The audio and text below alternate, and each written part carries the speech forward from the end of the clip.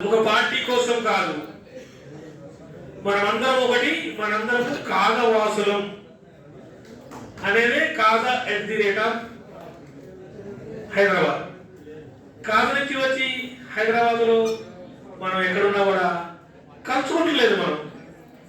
మనం కలిస్తే వాడు బంధువుల దగ్గర పెట్టుకో ఇంతమంది కలం, 10 మంది కలుపుతాం. కాద నుంచి 10 మంది కలుపుతాం, మళ్ళీ అంతే, మళ్ళీ పక్షం తర్వాత మళ్ళీ కలం. ఇలా కాదు, ఇది కాదు. వాళ్ళందరూ కావాలంటే ఒక వేదిక కావాలి అని ఈ వేదికని ఇలా ఒకరోజు బాబాయ్ ఫోన్ చేసి, అరే అబ్బాయి ఇట్లా కాదా @ హైదరాబాద్ పెట్టారంటే ఎలా ఉంటుంది అంటే, బాబాయ్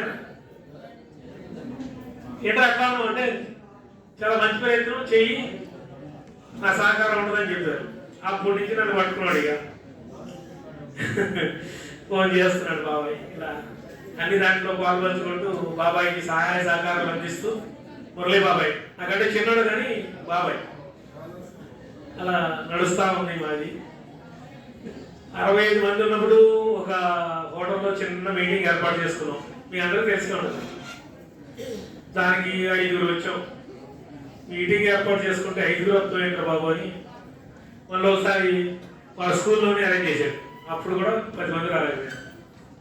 ఇలా కాదు అని చెప్పి టైం తీసుకున్నాం, ఫోన్ చేసుకుని వచ్చాం. 3వసారి ఇది పెట్టాం అన్నమాట. అలా జరిగింది. నేను మీ అందరికి బాగా పరిచయం వ్యక్తిని అయి ఉంటాను, తెలుసు మీ అందరికి. కానీ ఇక్కడైతే ప్రశ్న అయితే నేను ప్రెస్ పెట్టుకున్నాను, ప్రింటింగ్ ప్రెస్. దాంట్లో ఒక 20 మంది ఎంప్లాయీస్ ఉంటారు. ఒక 2 వచ్చారు వాడికి.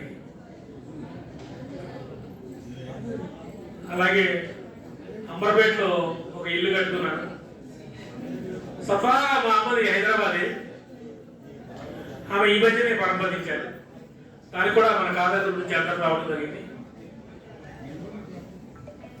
అలాగే నా కుమారుడు డాక్టర్ లోకేష్ కుమార్ అని సూపర్ స్పెషాలిటీ చేస్తున్నాడు, గ్యాస్ట్రోఎంట్రాలజీ సర్జన్. చిన్నవాడు పీజీ చేస్తున్నాడు, డాక్టర్. వాడు కూడా ఇలా నాగకృష్ణ గారు మాట్లాడతారు, కనీసం ఎవరు రావట్లేదు ఇలా.